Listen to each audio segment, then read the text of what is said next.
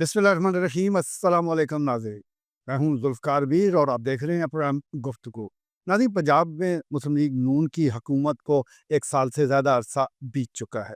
1 साल काफ़ी होता है जो हुकूमत की कारकर्दगी के हवाले से और मुख्तलिफ़ इक़दामात के हवाले से आप बात कर सकते हैं। आज के इस प्रोग्राम में हम मुख्तलिफ़ इक़दामात का ज़िक्र करेंगे, मसाइल की बात करेंगे और साथ-साथ जो हुकूमती इक़दामात हैं और उसके नतीजे और उसके जो असरात हैं उस पर बहस की जाएगी। सबसे पहले निजकारी के हवाले से गुफ्तगू होगी। जैसा कि आप जानते हैं कि मौजूदा हुकूमत ने न सिर्फ महकमा तालीम के मुतअद्दिद स्कूल जो है वो निजी शोबे के हवाले किए, ख़ास तौर पर पंजाब भर में जो प्राइमरी स्कूल मौजूद थे दूर दराज इलाकों में या जहाँ पर स्टूडेंट्स की तादाद कम थी, तो उसको निजी शोबे के हवाले किया गया। इसी तरह दूसरे स्टेप उनका था महकमा सेहत के हवाले से, जहाँ बीएचयूज़, आरएचसी वो निजी शोबे के हवाले किए गए। दीगर और कई इक़दामात उठाए गए जिस पर हम आज के इस प्रोग्राम गुफ्तगू में बात करेंगे। तो इस अहम मौज़ू पर गुफ्तगू के लिए हमारे साथ मौजूद है सीनियर सहाफ़ी शफ़ीक मलिक।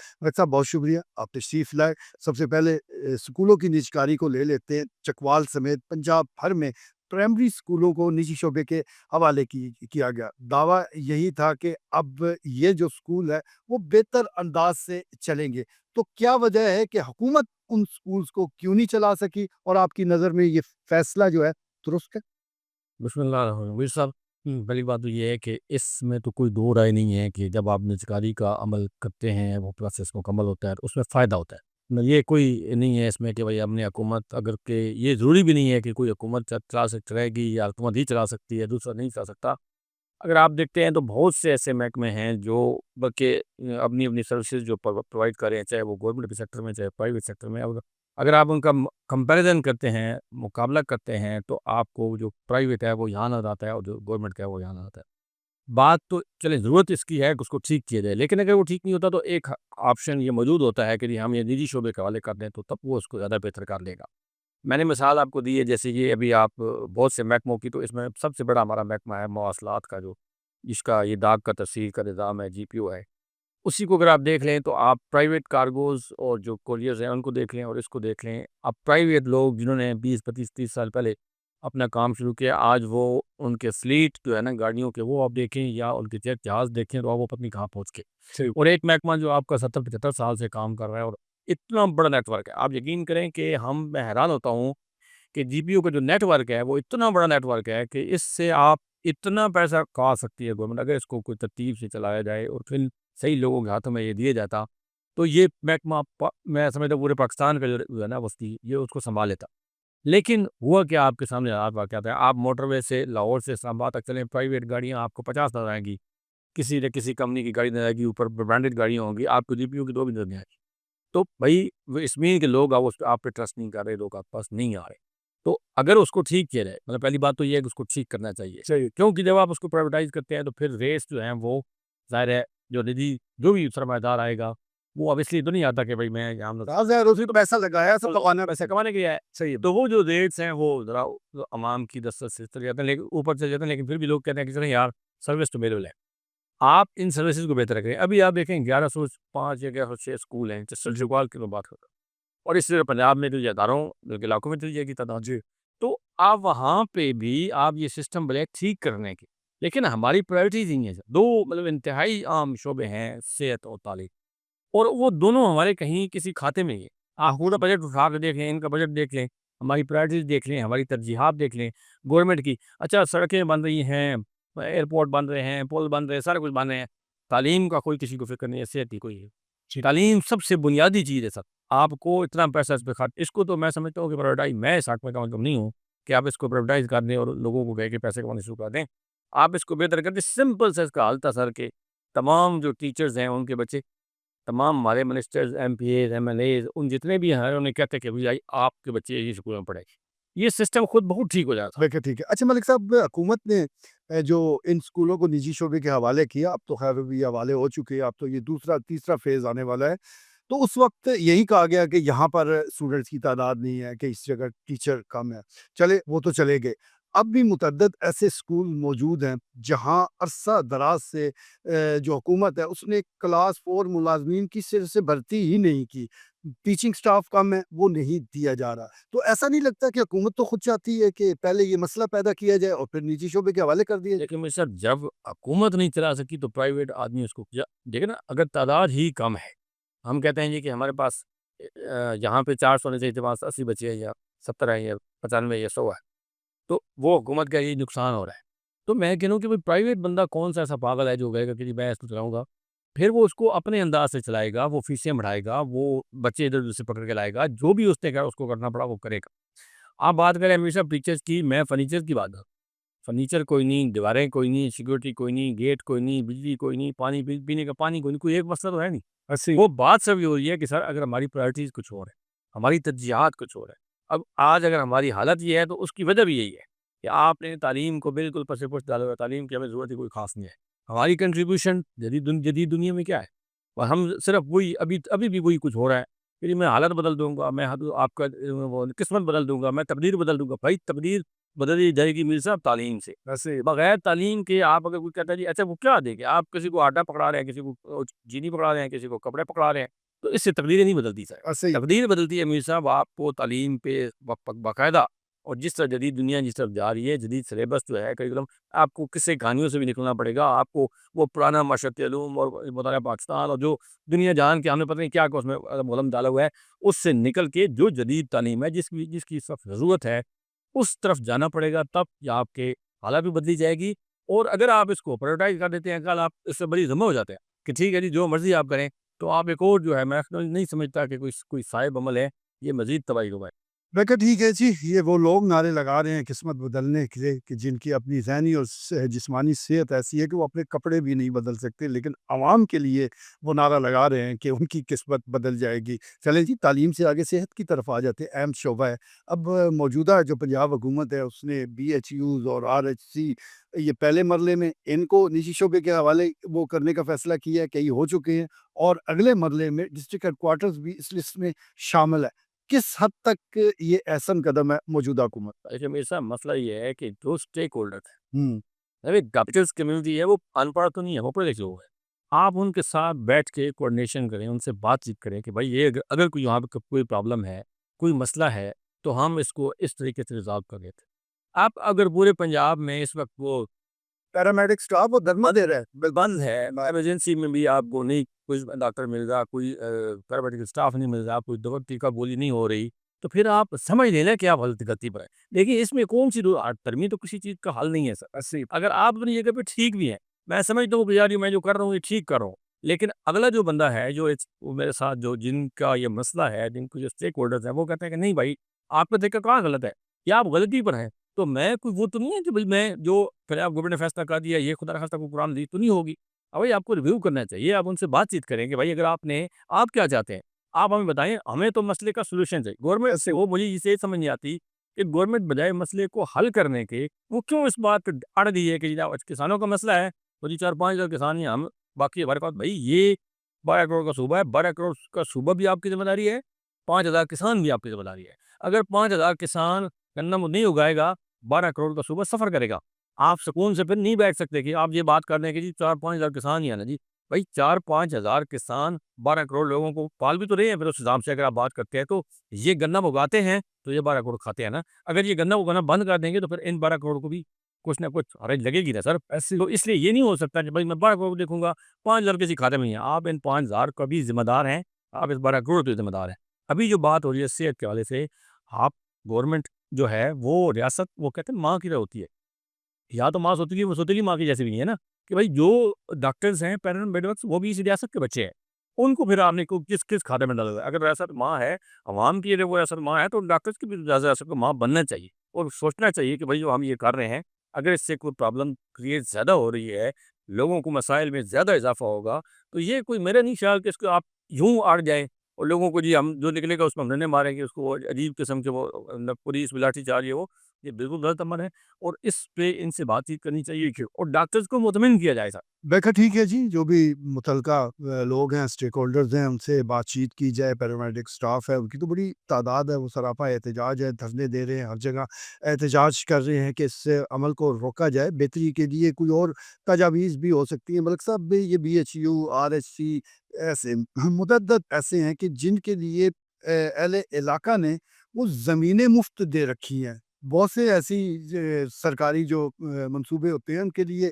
اچھا، جب انہوں نے یہ مفت دی تھی اہل دہی نے، تو ان کے تو ذہن میں یہی تھا کہ سرکار یہاں ہاسپٹل بنائے گی، ہمیں فائدہ ہوگا، مفت کے دوائیاں ملیں گی. تو اب جب یہ نجی شعبہ آئے گا، شاید شروع میں تو کوئی مفت ہو، آگے چل کے تو یہ مفت کا کام تو ختم ہو جانا ہے. دیکھیں مرزا صاحب، پھر وہ جو آپ ایک بندہ اپنی زمین جو ہے قیمتی زمین دیتا ہے کہ بھائی اس میں فلاحی مقصد کے لیے، اور مقصد پیچھے ہوتا ہے کہ یار یہ جائزی کے لیے دے رہا ہوں، میں انسانیت کی فلاح کے لیے دے رہا ہوں، ثواب کے لیے دے رہا ہوں، اور اگلے آخرت میں مجھے یہ کام آئے. مقصد تو یہ ہوتا ہے. عزیز جب اس پہ لوگوں کی کھال اتاری جائے گی، پرائیویٹ اگر کوئی بندہ آ کے بیٹھتا ہے، فار ایگزامپل کوئی اور ڈاکٹر بھی آتا ہے یا کوئی گروپ آ جاتا ہے یا کوئی ہاسپٹل لے لیتا ہے، وہ آ کے وہ تو اپنی مرضی سے کام کرے گا. وہاں سے لوگ نکلتے ہوئے بددعائیں دیں گے تو پھر آپ کو فائدہ آخر میں تو نہیں ہوگا نا. فائدہ تو تب ہونا ہے جب لوگ کہیں کہ یار شکر ہے کسی نے یہ پانی کا کولر یہاں پہ رکھا ہے، کچھ جگہ بنائی ہے، کوئی بیٹھنے کی جگہ ہے، مناسب پیسوں میں یہ پیسے نہیں دیے جاتے. پھر تو بات میں سمجھتا ہوں کہ ریاست اپنی ذمہ داری سے کیوں نہیں سر وہ اپنے سر سے اتارنے کے چکر میں پڑ گئی ہے. یہ صحت، تعلیم، یہ بنیادی ذمہ داری انسان کی ضرورت ہے اور یہ ریاست کی ذمہ داری ہے. اس سے کیوں وہ فرار حاصل کرنا چاہ رہے ہیں جی کہ ہم اس کو پرائیویٹ کر رہے ہیں؟ کیوں بھی پرائیویٹ کر رہے ہیں؟ آپ لوگوں سے ٹیکس اکٹھا کرتے ہیں، میں اور آپ ٹیکس دیتے ہیں ساتھ. ہم ایک ایک چیز پہ چلیں، ڈائریکٹ کے علاوہ انڈائریکٹ جو بہت ٹیکسز ہیں، ہر چیز پہ آپ ٹیکس دے رہے ہیں. تو ٹیکس میں کم از کم اتنی تو ہمیں وہ چھوٹ دیں. اور 2-4 دن پہلے ہمیں دیکھ رہے تھے کہ وہ کہیں جاپان میں وہ ٹول پلازا جو ہے وہ خراب ہو گیا، تو وہ انہوں نے کہا بھائی آپ لوگ گھر کے لیں، شام کو آپ اپنے موبائل سے ڈیجیٹل پیمنٹ کر دیں. تو وہ یہ تھا کہ 94% لوگوں نے گھر جا کے رات کو وہ پلازے پہ پیمنٹ کر دی، اپنا ٹیکس جو تھا ان کو پے کر دیا. 6% لوگ رہ گئے. ارے وہ کہا جا رہا تھا جی بڑی ایماندار قوم ہے جی، دیکھیں جاپانی انہوں نے کلمہ بھی نہیں پڑھا، لیکن اتنے ایماندار ہیں کہ وہ 94% لوگوں نے وہاں سے پلازے سے گزر گئے، سڑک سے گھر جا کے ٹیکس پے کر دیا. یہاں روزانہ جھگڑا ہوتا ہے، کبھی پلازا اٹھا کے ادھر پھینک رہے ہیں، کبھی پلازا اٹھا کے ادھر پھینک رہے ہیں، پرچے ہو رہے ہیں، ٹھیکیدار کے ساتھ لڑائی جھگڑا ہو رہا ہے. وجہ کیا ہے؟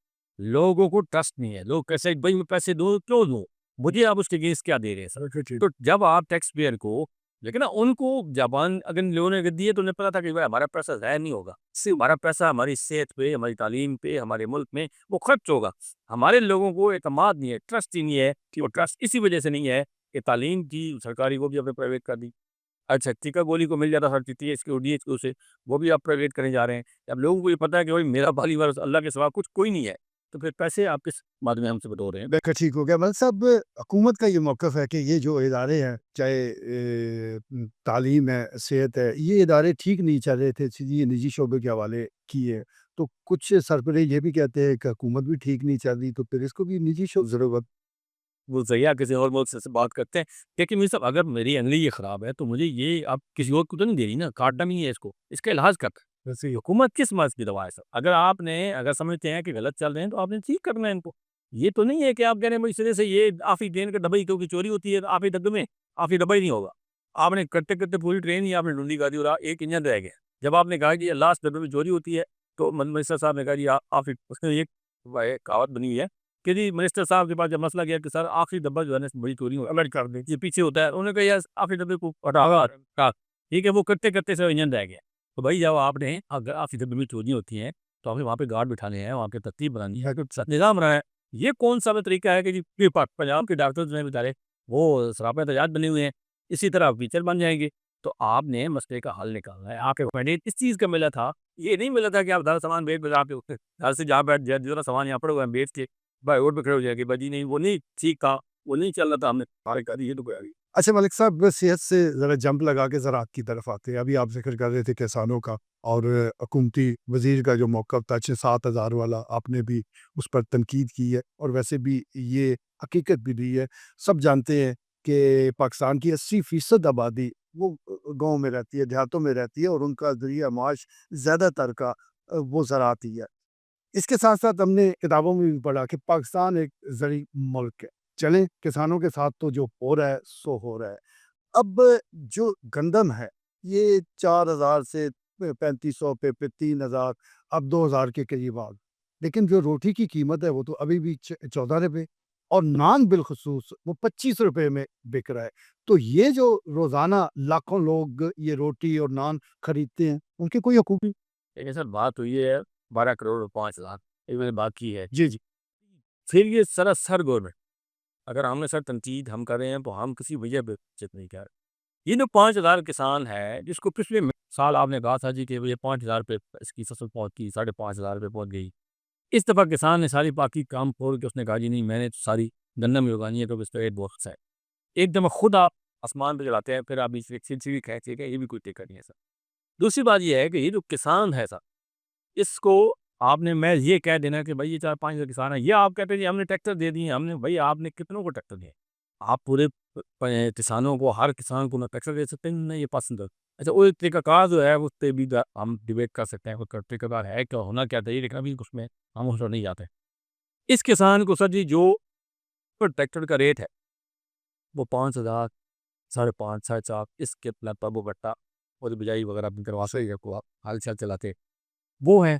اس کے بعد ڈیزل بجلی آپ نے دیا، اس کے اگینسٹ دیکھیں نا کہ آپ نے کسان کو دیا کیا، کتنا آپ نے اس کو سہولت دی ہے کہ آپ اسے کہتے ہیں کہ نہیں یار اپنی بزنس جو ہے وہ اس میں اسی کسان نے اسی میں سے اس کا ڈیزل کا بھی خرچ نکالنا ہے، بجلی کا بھی بل نکالنا ہے، ٹریکٹر کا بھی خرچہ نکالنا ہے، اپنا بھی نکالنا ہے، اپنے بچوں کا سال بھر کے اس نے اپنے دانے کے بھی الگ کرنے ہیں، وہ سارا کچھ کر کے پھر وہ مارکیٹ میں لے کے آتا۔ اب یہ اس کو کہہ دے رہا ہے کہ بھائی تھا تو 2,000 میں دینی تو دے دیں۔ اب نیکسٹ ٹائم پھر آپ کیا توقع کر رہے ہیں کہ یہ کسان جو ہے یہ جس کو آپ 4-5 ہزار بڑے حکارت سے آپ کہہ رہے ہیں کہ 4-5 ہزار کسان ہے، اب کیا توقع کر رہے ہیں کہ یہ نیکسٹ ٹائم اتنی گندم دوبارہ پھر یہ کاشت کرے گا یا دوبارہ اس طرف جائے گا؟ اس کو وہ سوچ رہا ہے کہ بھائی میں کوئی گوبھی لگا لوں، کوئی ٹنڈے لگا لوں، میں کوئی اس قدر کی فصلیں سوچ لوں، میں یہ جو لہسن ہے یہ کاٹ کر لوں، پیاز کر لوں، اور اس وہ بھائی وہ بہت زیادہ فائدہ مند ہے۔ میں سمجھتا ہوں یہ جو ہمارے محسن ہیں یہ کسان جو ہے کہ یہ گندم اگا رہے ہیں، گندم دیکھیں آپ کی بیسک نیڈ ہے، ویسی ہی ہے، اس کے بغیر کوئی سروائیول آپ کا نہیں ہے کہ آپ کہیں گے کہ گندم کی جگہ پہ ہم جو ہے وہ بریڈ کھا لیں گے یا کوئی ہم پیزے کھا لیں گے، یہ پاسبل نہیں ہے۔ آپ ان لوگوں کو فیسیلیٹیٹ کریں، ان کا خیال کریں، ان کو بجلی پانی کوئی اس کی کوئی اسکیم بنائیں، کوئی ترتیب بنائیں سر، اور تاکہ کم از کم آپ کو یہ بھی لوگ مطمئن ہو۔ اب میں کہتا ہوں کسان مطمئن نہیں ہے، اچھا ہمارا ٹیچر استاد وہ مطمئن نہیں ہے، اسٹوڈنٹ مطمئن نہیں ہے، ڈاکٹر مطمئن نہیں ہے، عام کمیونٹی مطمئن نہیں، تو پھر آپ گورنمنٹ جو اگر آپ یہ بھی کہہ رہے ہیں کہ نہیں کہ ہم پھر آپ بڑے تبدیلی لا رہے ہیں، سال ہمارے کارکردگی کی تعریف بھی کریں، مجھے بتا دیں ہم کس چیز بتا میں کہ ٹھیک ہے جی، مطمئن اگر ہے تو حکمران مطمئن ہے پوری طرح، اور ان کو یہ لگتا ہے کہ وہ ڈیلیور کر رہے ہیں اور لوگوں کو بڑا لیکن M N A M P A مطمئن نہیں ہے۔ اگر وہ ہم بات کریں گے جو ادھر تو پھر بہت سے لوگ ہم سے دو سمندرات ہو جائیں گے۔ اگر ان کی میں باتیں بتاؤں کہ جو ہم سے وہ پرسنل کرتے ہیں ہمارے حالات کیا ہیں، کہ اوپر ہمارے ساتھ کیا ہو رہا ہے، وہ یہ کہتے ہیں جناب کہ ہماری کوئی رائے سنی نہیں جا رہی، ہماری بات کا کوئی وزن نہیں ہے، ہمیں کوئی پوچھتے ہی نہیں ہے۔ ہم ایک دفعہ جاتے ہیں کچھ سوال وغیرہ کروا کے سی ایم صاحب سے ایک دفعہ مل لیں سی ایم یا پی ایم سے، دوسری دفعہ جائیں کہتے ہیں بھائی تو کون جاؤ گھر جاؤ۔ بالکل جی ایسے ہی ہوتا ہے، اور یہ ہمیں سبق دیتا ہے کہ 45 اور 47 کا فرق جان کر جیو، بس صورتحال کچھ ایسی ہی ہے، اب کیا کیا جائے۔ بہرحال کسانوں کے معاملات ہیں اور اس کو سنجیدہ لینا چاہیے۔ وہ جو ریاست ہے، جو حکومت ہے، کوئی ضد نہیں ہے، اگر آپ ان کے حقوق کا تحفظ نہیں کر سکتے تو لا محالہ ان میں مایوسی پیدا ہوگی۔ ملک صاحب چلیں کھیت سے کھلیان اور یہ سڑکیں اور یہ سارا معاملات تو پہلے ماضی میں بھی دیکھتے رہے۔ اب سڑکوں کے ٹاپک کی طرف آتے ہیں، بالخصوص ضلع چکوال میں متعدد تو ایسی ہیں جو سرے سے شروع نہیں ہوئی، کئی ایسی ہیں جو شروع ہوئی اور ختم ہونے کا نام نہیں لے رہی، اور کئی ایسی ہیں جو PWD کے کھاتے میں ڈال کر اس کو دفن کر دیا گیا۔ یہ جو سڑکوں کا جال بچھانے کی بات اکثر حکومت کرتی رہتی ہے، یہ ہم کس جال میں آ گئے؟ صاحب وہ گزار ہے کہ ہر شاخ ڈلو بیٹھا ہے انجام گلستان پہ آؤ۔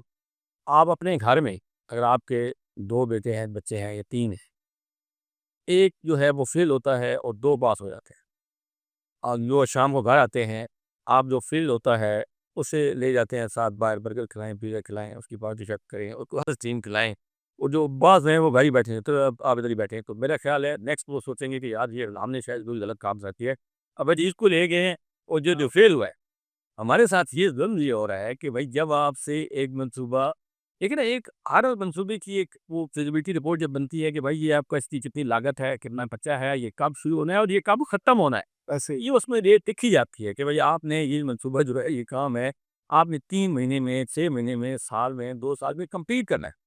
اچھا اگر آپ سے کمپلیٹ نہیں ہوتا تو وہ بجائے اس کی کہ ہم آپ کو اس کا فائن کریں گے، ہم اس کو آپ کو اس پہ انعام دیتے ہیں۔ تو مجھے یہ بتائیے کہ میں حیران ہوں، مجھے اس دن آپ سم تھے ہمارے جب نئے ڈپٹی کمشنر آئی ہیں تو میں نے یہ بات کی تھی کہ میڈم صرف وہ فائلیں منگوائیں اور فائلیں منگا کے دیکھیں کہ یہ پروجیکٹ شروع کب ہوئے ہیں، انہوں نے ختم کب ہونا، ٹھیک ہے؟ آپ کو سمجھ آ جائے گی کہ کس معاملے میں کیا ہو رہا ہے۔ سر ریٹ ریوائز ہو جائے، آج اگر سیمنٹ کا ریٹ ہے 1200 روپے، مجھے پتا ہے کہ 6 مہینے بعد یہ 1500 ہو جائے گا، میں پھر پہنچنے کو سر جی میرا نقصان ہو گیا، مہربانی کریں، اچھا وہ ریٹ بڑھتا جائے، وہ اسکیم بڑھتی جائے گی۔ آپ اس وقت میں آپ بڑی ذمہ داری سے کہہ رہا ہوں کہ صاحب اگر 1 کروڑ روپے کی آپ کو اسکیم ملتی ہے جو ہمارے موجودہ حالات ہیں، 25 لاکھ روپے وہ اس پہ خرچ ہوتا ہے، سارا کچھ ملا یا 30 لاکھ روپے ٹوٹل، اس میں ان کا کمیشن بھی شامل ہے، اس میں 30 لاکھ میں وہ سارا لگا کے روڑا بجری کر کے اور وہ جناب اپنی اسکیم اپروو کرا کے 70 لاکھ روپے وہ جیب میں ڈال کے بڑھ جاتا ہے۔ ہمارا جو ٹھیکیدار سسٹم اس وقت جو چل رہا ہے وہ یہ پوزیشن ہے۔ اچھا اس کے باوجود جب وہ بڑھتا ہے سر، اس کے باوجود مطلب 1 کروڑ کا اگر ٹھیکہ لیا ہے تو میں نے اس کو 6 مہینے سال آگے لٹکا لیا ہے تو وہ میرا 1.5 کروڑ پہ چلا جائے گا۔ ایسے تو مجھے سر کیا ضرورت ہے کہ میں آپ کے روڈ فٹافٹ بنانا شروع کر دوں، میں کو پاگل ہوں؟ اچھا اس میں اسی طرح جو حصہ ہے ہمارے جو صاحبان اقتدار ہے، چاہے وہ کوئی بھی ہے، میں کسی کا نام نہیں لے رہا، کسی کو اسپیسیفائی نہیں کر رہا کہ وہ نون ہے، پی ٹی آئی ہے، پیپل پارٹی ہے، کون ہے، ہر بندہ جو بھی اقتدار بیٹھا ہوتا ہے اس کو اس میں سے براہ راست حصہ باقاعدہ دوسرا اس کو پہنچتے ہیں۔ اب جب مجھے پتا ہے کہ میر صاحب یہ آپ نے جو ٹیبل رکھا ہوا ہے یہ آپ نے بنانا ہے تو مجھے آج بنائیں گے 4000 مجھے ملے گا، لیکن اگر آپ پرسوں بنا دیتے ہیں تو مجھے 6000 ملے گا، تو میں کہوں گا میر صاحب خیر ہے آج آپ چاہے سے کہہ جائے اس کو پرسوں تک کا لے کے پرسوں کہیں گے تو ہمیں اگر 8000 رہا ہوگا میں کہوں گا یار 2-4 دن اور لے، کوئی مسئلہ نہیں ہے۔ میر صاحب یہ ظلم ہو رہا ہے کہ آپ دیکھ لیں اس وقت ہماری چکوال سے امیر پور منگڑ بھی اتنی ذلیل ہو رہے ہیں لوگ، اتنی خلقت، میں نے کہ 2 جو ہمارے ایم پی صاحب ان سے پرسنلی میں نے گزارش بھی کی ہے کہ یار خدا تو واسطہ اس جو ہمارا یہ پنوال روڈ ہے اس میں چونکہ ابھی کالج ہے ہمارا ایک وائٹ کا پنوال جی جی کالج ہے، بچے تو بیچارے صبح 2 دفعہ ان کو آنا جانا پڑتا ہے، پروفیسر ٹیچر سارے آتے ہیں، تو اس کو کم از کم اتنا کر دیں کہ یار قابل استعمال آ رہے۔ اچھا انہوں نے مجھے کہا تھا جی فکر نہ کریں آپ جلدی ہو جائے، آپ جیل روڈ نکلیے، کبھی آپ کو سب جیل جانا ہو آپ یقین کریں اگر آپ کو بارش مارش ہو تو پھر تو بندہ کہہ رہا ہے یار یہ پڑا ہے رہنے دو۔ اچھا ادھر چلے جائیں سر جی، ابھی تلنگانہ روڈ آپ کے سامنے ایک سائڈ بنتی ہے، پھر کھیڑتی ہے، پھر بناتے ہیں، پھر وہ کھیڑتے ہیں۔ اچھا اس میں بھون روڈ اگر ہم سے بھون چوک سے شاہ ملتانی تک سڑک ہی نہیں بن پا رہی، ہمارے پاس منسٹر بھی ہیں، ہمارے پاس ججز بھی ہیں، ہمارے پاس سیاستدان بھی ہیں، ایم پی اے ہیں، میرے سارے اسٹرکچر موجود ہے، لیکن ہم سے بھون چوک سے لے کے شاہ ملتانی تک ہم سے سڑک تعمیر نہیں ہو پا رہی۔ میں کس سے بسر بات کروں، کیا بات کروں؟ ادھر روڈ پر چلے جائیں، آپ اس کی حالت دیکھ لیں، آپ تلگانگ روڈ میں نے بتایا ہے اور اس پلازے والا جو جھگڑا رہی اس کو چھوڑ دیں، جو سڑک کی حالت ہے آپ بادر سے گزر کے دیکھ لیں، آپ کو سمجھ آ جائے گی۔ ہر خدا کا واسطہ ہے کچھ جو بھی میں تو یہ ہماری نئی میڈم آئی ہیں ڈپٹی کمشنر صاحبہ، ان سے یہ گزارش ہے کہ بھائی انہیں کہیں کہ تھوڑا وائنڈ اپ کریں، کم از کم اتنا لٹکانے کی ضرورت نہیں، آپ نے یہاں سے لے کے منارے تک شروع کر دیا تھا خوشاب تک، بھائی مہربانی کریں یہ پہلے بھون تک تو کمپلیٹ کرو یار، ایسے ہی آپ کا یہ شاہ ملتانی تک بن نہیں رہا، آپ نے منارہ تک سارا رکھ دیا، مجھے اس منطق کی اس لاجے کی کیا سمجھ نہیں آ رہا۔ ٹھیک ہو گیا ملک صاحب، بہت شکریہ۔ ناظرین آپ نے گفتگو سنی، آج کے اس پروگرام میں ہم نے نجکاری، زراعت، اس کے ساتھ ساتھ سڑکوں کی صورتحال اور موجودہ حکومت جس طرح مختلف شعبہ جات کی نجکاری کر رہی ہے اس حوالے سے گفتگو کی، فیڈ بیک ضرور دیجیے گا، اجازت دیجیے، اللہ کے بعد۔